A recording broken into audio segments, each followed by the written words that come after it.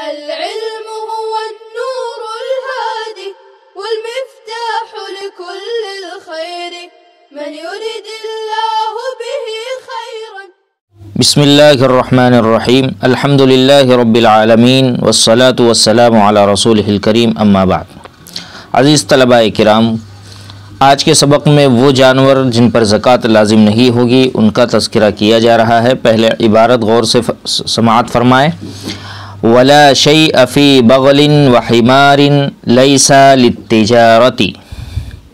वला शैअ फ़ी बग़लिन व हिमारिन लैसा लित्तिजारती। और खच्चर और गधे जो तिजारत के लिए ना हो। बग़लुन खच्चर और हिमारुन गधे। लैसा लित्तिजारती जो तिजारत के लिए ना हो। वला शैआ उनमें कुछ भी ज़कात नहीं है। उनमें कुछ भी ज़कात नहीं है। आगे फरमाया वला फ़ी अवामिला व हवामिला व अलूफ़तिन।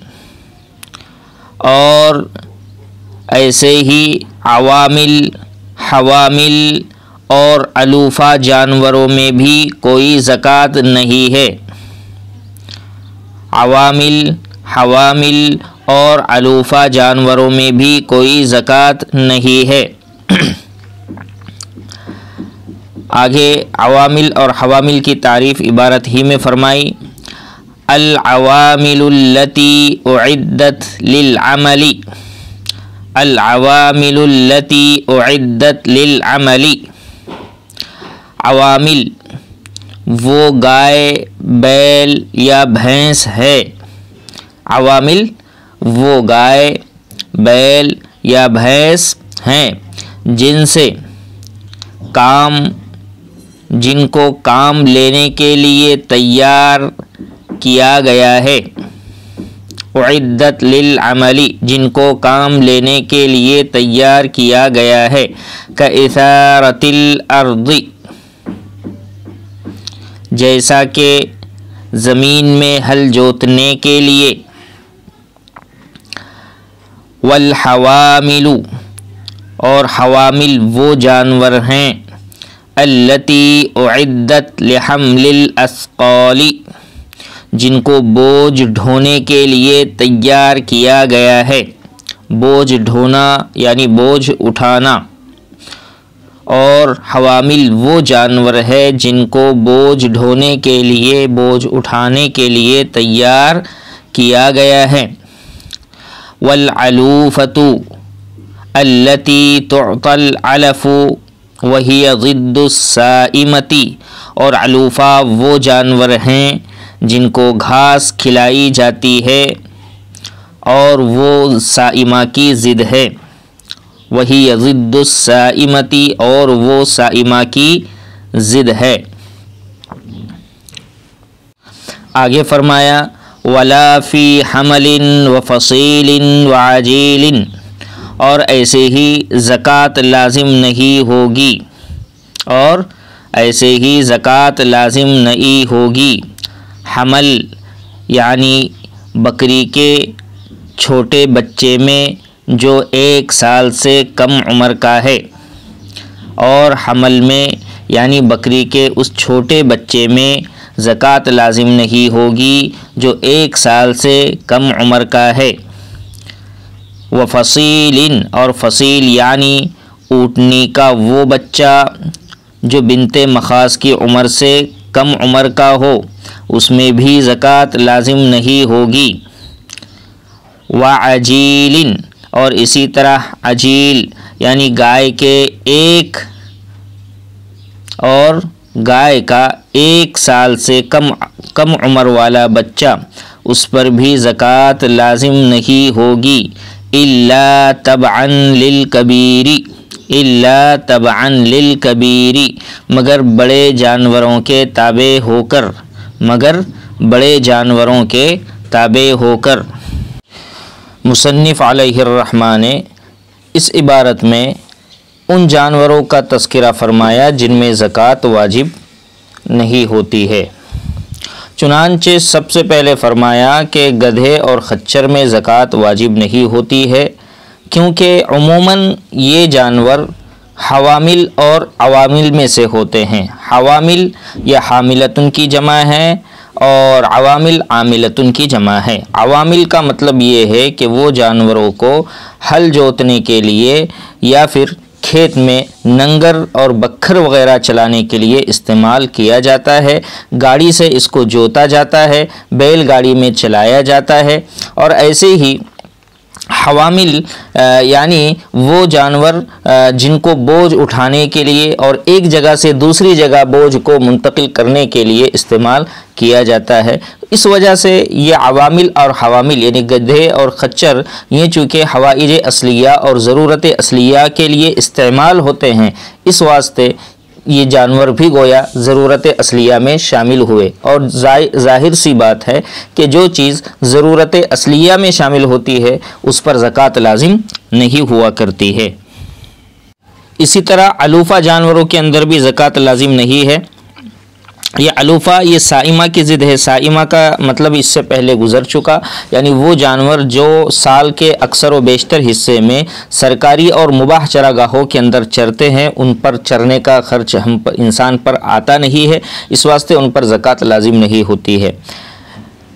तो ऐसे ही अलूफ़ा वो जानवर होते हैं जो घरों पर कोठे पर बांधकर जिनको चारा खिलाया जाता है, यानी वहाँ पर गोया कि इंसान की मेहनत भी लगती है और चारे का पैसा और चार्ज भी लगता है। तो इस तरह से इन जानवरों के अंदर ज़कात लाजिम नहीं होती है। लेकिन अगर इन जानवरों को तिजारत की नीयत से पाला जा रहा है तो अब तिजारत करने के बाद जो बेनिफिट और मुनाफे आएंगे, अगर वो बक़दर निसाब पहुँच जाते हैं तो फिर अब इन जानवरों पर भी ज़कात लाजिम होगी, यानी अलूफ़ा जानवरों की, बशर्ते तिजारत। इबारत में मुसन्निफ़ अलैहिर्रहमान ने हिमारुन और बगलुन दो लफ्ज़ इस्तेमाल किए। तो हिमार तो मशहूर है, इसको सब जानते हैं, लेकिन बगलुन यानी खच्चर ये आम तौर पे हमारे इलाक़ों में मौजूद नहीं होता है। तो खच्चर किसे कहते हैं? तो खच्चर का मतलब होता है खच्चर यानी ऐसा जानवर जो घोड़े और गधे की जुफ्ती से पैदा हुआ हो। गोया मुस्तकिल इन जानवरों की कोई नस्ल नहीं होती है, बल्कि घोड़े और गधे की जुफ्ती के नतीजे में जो जानवर पैदा होता है उसी को बगलुन और खच्चर बोला जाता है। ताकत के लिहाज से ये मजबूत होता है घोड़ों की तरह, और बोझ उठाने और बार बर्दारी के काम में इसको इस्तेमाल किया जाता है। आम तौर पर पहाड़ी इलाकों में, जैसे कश्मीर वगैरह के जो इलाके पहाड़ी होते हैं, तो वहाँ पर खच्चर ही को सवारी और सामान की बार बर्दारी के लिए इस्तेमाल किया जाता है। ये गधे से ज़रा बड़ा और घोड़े से ज़रा छोटा होता है, यानी दोनों के बैन और दरमियान होता है। इसी तरह आगे उन जानवरों का मज़ीद तज़किरा किया जिनमें ज़कात लाजिम नहीं होती है। मसलन जानवरों के छोटे बच्चे, यानी बकरी का छोटा बच्चा जो 1 साल का मुकम्मल ना हुआ हो तो उसको हमलुन कहा जाता है। इसी तरह से फसीलुन, ऊँटनी का बच्चा जो 1 साल का मुकम्मल ना हुआ हो, और अजीलुन, गाय का वो बच्चा जिस पर अभी साल मुकम्मल ना हुआ हो। तो इन छोटे बच्चों के अंदर भी ज़कात लाजिम नहीं होगी। हाँ, बड़े जानवरों के ताबे होकर उनके अंदर ज़कात लाजिम होगी। मुसन्निफ़ अलैहिर्रहमान ने मतन की जो इबारत है वला फ़ी हमलिन व फसीलिन व अजीलिन, एक जुज़ को बयान किया, और इस जुज़ के ज़रिए से एक इख्तिलाफ़ी मसले की तरफ इशारा है जो अइम्मा सलासा अहनाफ के नज़दीक है। और दूसरा जुज़ है जो इस्तिस्ना वाला है, इल्ला तबअन लिल कबीर। यहाँ से एक दूसरा मसला बयान किया गया है, जैसा कि अल बहरुर राइक वगैरह में इसकी तफसील बयान की गई है कि तरफ़ैन यानी इमाम आज़म अबू हनीफ़ा और इमाम मुहम्मद रहमतुल्लाहि अलैह के नज़दीक छोटे जानवरों के अंदर, मुतलक छोटे जानवरों के अंदर ज़कात लाजिम नहीं है, जबकि इमाम अबू यूसुफ़ रहमतुल्लाहि अलैह के नज़दीक छोटे बच्चों में और छोटे जानवरों में भी ज़कात लाजिम है। उसकी मिसाल ये है कि एक शख्स के पास निसाब के बक़दर बड़े साइमा जानवर थे, फिर 6 महीने गुज़रने पर उन जानवरों से बच्चे पैदा हुए, फिर उनकी माएँ मर गई और छोटे बच्चों पर 1 साल गुज़र गया। तो अब यहाँ से इख्तिलाफ शुरू होता है। तरफ़ैन फरमाते हैं कि अब उन छोटे बच्चों पर ज़कात वाजिब नहीं है, इसलिए कि वो अब अपने बड़े जानवरों के ताबे नहीं है, इसलिए कि उनकी उम्महात यानी उनकी माएँ ये मर चुकी है। बरखिलाफ़ इमाम अबू यूसुफ रहमतुल्लाहि अलैह के, वो फरमाते हैं कि इन बच्चों के अंदर भी ज़कात लाजिम हैं, यानी उन्हीं बच्चों में से निसाब की मिक़दार पहुँचने पर उन्हीं बच्चों में से एक बच्चा वाजिब होगा। फ़र्ज़ करें कि एक आदमी के पास 5 ऊँटनियाँ थीं। कितनी? 5 ऊँटनियाँ। 6 महीने के बाद ऊँटनियों में से 10 बच्चे पैदा हुए और वो ऊँटनियाँ मर गईं और बच्चों पर साल गुज़र गया, हौलाने हौल हो गया, तो 10 में से एक वाजिब होगा, 10 में से एक वाजिब होगा। चुनांचे हज़रत अता रज़ियल्लाहु ताला अन्हु से जब इसके बारे में सवाल किया गया था कि इस तरह के जानवरों में यानी छोटे बच्चों में ज़कात लाजिम होगी या नहीं, तो उन्होंने फरमाया थे कि जी हाँ, ज़कात लाजिम होगी। ये इमाम अबू यूसुफ रहमतुल्लाहि अलैह की दलील है। लेकिन तरफ़ैन रहमहुमुल्लाह फरमाते हैं कि एक आमिल आप सल्लल्लाहु अलैहि वसल्लम के पास तशरीफ़ लाए और आप सल्लल्लाहु अलैहि वसल्लम ने उनको किसी ख़ास इलाके की तरफ ज़कात वसूल करने के लिए रवाना फरमाया, तो उन्होंने उस इलाके के अंदर जाकर वो एक ख़त जो हुज़ूर पाक अलैहिस्सलातु वस्सलाम ने उनको दिया था वो पढ़कर सुनाया। उसमें लिखा था कि ला नअख़ुदु रादिअ लबनिन, कि हम जानवर के दूध पीते बच्चे में ज़कात नहीं लेंगे। तो तरफ़ैन का मसलक इसी दलील से साबित होता है, और चूँकि अदमे वुजूबे ज़कात ही में एहतियात है यहाँ पर, इसलिए तरफ़ैन का मसलक ही राजिह और तरफ़ैन का कौल ही मुफ्ता भी माना जाएगा। अल बहरुर राइक वग़ैरह किताबों के हवाले से ये मसला बयान किया जाता है। तो बहरहाल वला फ़ी हमलिन व फ़सीलिन व आजीलिन, इस पहले जुज़ के अंदर एक इख्तिलाफ़ी मसले की तरफ इशारा किया गया है, जो गर्चे यहाँ शरह में नहीं लिखा गया लेकिन दीगर उम्महातुल कुतुब लिल अहनाफ में मौजूद है।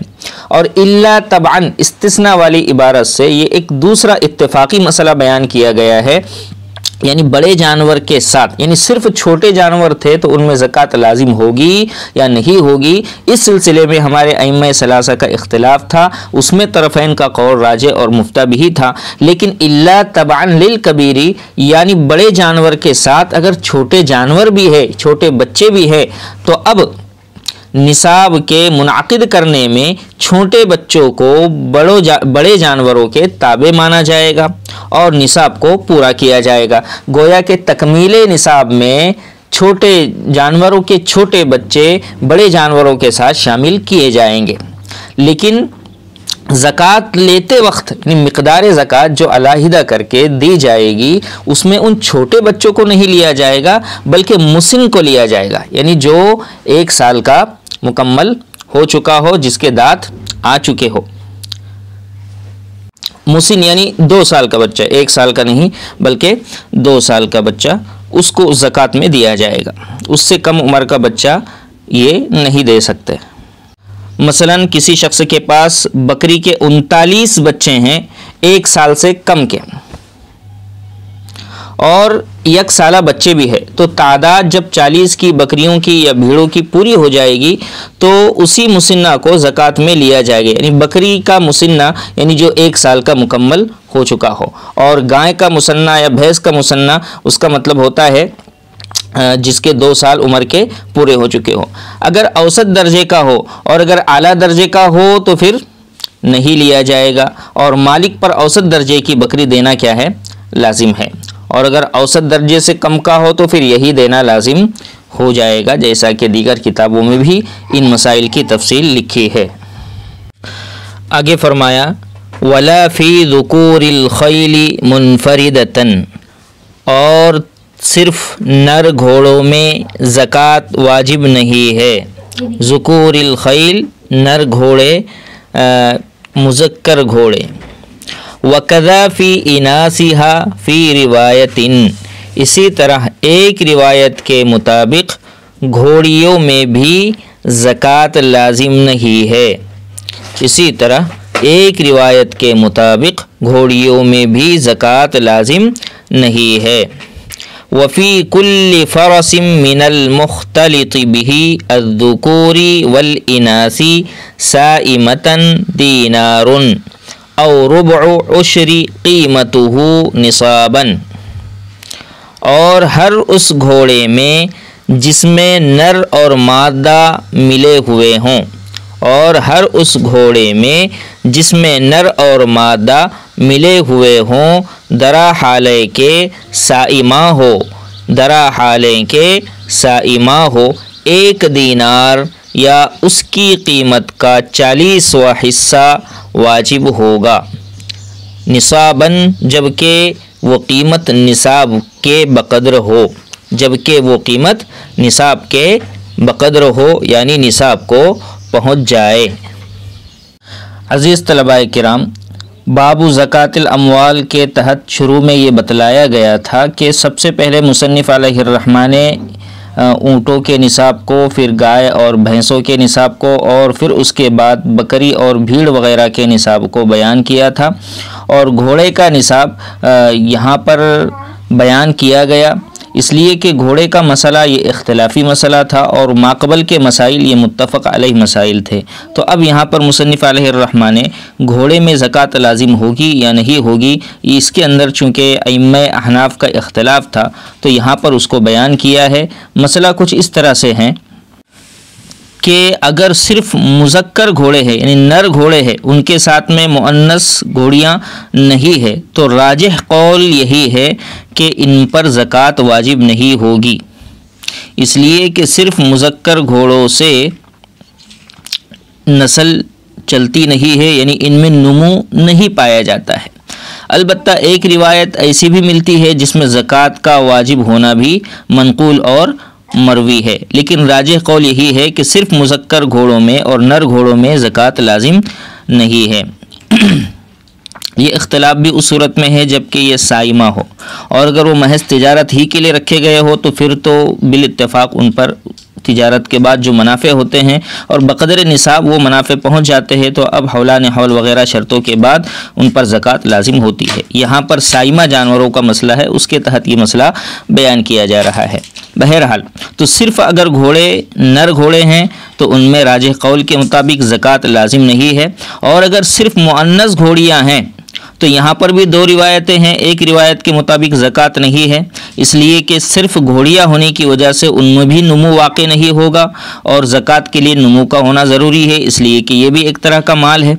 और एक रिवायत ये है जो राजे और मुफ्ताबी भी है कि सिर्फ घोड़ियाँ अगर है तो ज़कात लाजिम होगी। राजे कौल और मुफ्ताबी कौल की वजह यह है कि हो सकता है किसी शख्स से मुस्तआर कोई घोड़ा और सांड लिया जाए और जिसके ज़रिए से उस घोड़ी के साथ में जुफ्ती करवा कर पैदाइश का सिलसिला आगे चलाया जाए, तो इस तरह से नुमू गोया के पाया जाएगा। इस वास्ते ज़कात का कौल, ज़कात के वाजिब होने का कौल राजिह कहा गया है। तो एक मसला था सिर्फ नर घोड़ों में ज़कात, एक मसला था सिर्फ घोड़ियों में ज़कात, और एक तीसरा मसला है कि दोनों मिक्स और मखलूत हो। तो उनका मसला ये है कि अगर घोड़े और घोड़ियाँ दोनों मिक्स हो, मखलूत हो, तो अब उन पर ज़कात लाजिम है। अब अदाए ज़कात की 2 सूरतें हैं। एक सूरत तो ये है कि हर घोड़े में 1 दीनार के हिसाब से दे दिया जाए, और दूसरी सूरत ये है कि घोड़े की कीमत मार्केट वैल्यू और मार्केट रेट के एतबार से लगाई जाए, और फिर जो मार्केट रेट होता है उस पूरे रेट और पूरी कीमत के 40वें हिस्से को ज़कात में निकाला जाए, बशर्ते कि पूरी कीमत उसकी निसाब के बक़दर पहुँचती है। ये जितने भी इख्तिलाफात बयान किए गए तीनों तरह के मसलों में, ये सब इमाम साहब से ही मनक़ूल अक़वाल की बुनियाद पर है। रही बात साहिबैन की, तो साहिबैन रहमहुमुल्लाह फरमाते हैं कि घोड़े में मुतलक़न ज़कात ही नहीं है, इसलिए कि हदीस पाक में है कि मुसलमानों पर उनके ग़ुलाम और घोड़ों में ज़कात को वाजिब नहीं किया गया है। सियाह सित्ता ने इन रिवायतों को बयान किया है। और एक रिवायत में ये भी है, हुजूर पाक अलैहिस्सलातु वस्सलाम फरमाते हैं कि मैंने मुसलमान से घोड़े और ग़ुलाम की ज़कात मुआफ़ कर दी। तिरमिज़ी और अबू दाऊद की ये रिवायत है। इस वास्ते इमाम तहावी रहमतुल्लाहि अलैह तर्जमान अहनाफ और इसी तरह से साहिबे दुर्र मुख्तार अल्लामा हस्कफ़ी रहमतुल्लाहि अलैहि वग़ैरह ने साहिबैन के कौल को ही तरजीह दी है और फतवा भी इसी पर दिया जाता है। यानी इंद साहिबैन घोड़ों पर मुतलक़न ज़कात नहीं है, चाहे सिर्फ़ नर घोड़े हो, चाहे सिर्फ़ मुअन्नस घोड़ियाँ मादा घोड़ियाँ हो, या फिर घोड़े नर और मादा दोनों मिक्स और मखलूत हो। हर सूरत में साहिबैन के नज़दीक ज़कात लाजिम नहीं है। और जो निसाब की मिक़दार और ज़कात की जो मिक़दार ऊपर बयान की गई दीनार वग़ैरह के एतबार से वो इमाम साहब के इमाम आज़म अबू हनीफ़ा रहमतुल्लाह अलैह के मसलक के एतबार से है। बहरहाल अगर अल्लाह पाक ने किसी शख्स को घोड़ों के दौलत से नवाजा है तो उसे अल्लाह के रास्ते में शुक्राने के तौर पे उसमें से सदका ज़रूर निकालना चाहिए। इसलिए कि आज के ज़माने में घोड़े ये बहुत कीमती जानवर समझे जाते हैं। बहुत कम लोग इसको पालते हैं, इसका पालन करते हैं। अगर अल्लाह पाक ने किसी को ये दौलत नसीब फरमाई है तो उसे चाहिए कि गरचे मुफ्ता भी कौल के मुताबिक ज़कात लाजिम नहीं होती है, मगर कम अज़ कम उनका सदका उसे निकालते रहना चाहिए। अल्लाह पाक उसमें बरकत अता फरमाएँगे। अस्सलामु अलैकुम वरहमतुल्लाहि वबरकातुहू। अस्सलामु अलैकुम। لا تنسوا الإعجاب بالفيديو والاشتراك في القناة تشجيعا لنا لنستمر بنشر المزيد إن شاء الله।